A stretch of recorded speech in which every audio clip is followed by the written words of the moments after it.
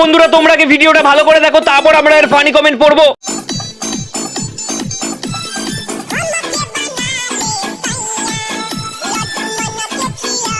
तो चलिए शुरू करते हैं। একটুর জন্য মিস হয়ে গেল, বাচ্চার টার্গেটটা ঠিক ছিল।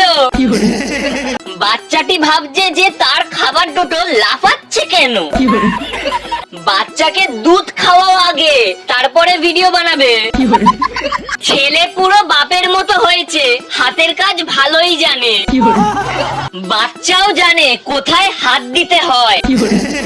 বাচ্চাটা বল ভেবে হাত দিতে গেছিল। একটুর জন্য মিস হয়ে গেল বাচ্চাটার খাওয়ার। ছি ছি ছি রে ননি ছি।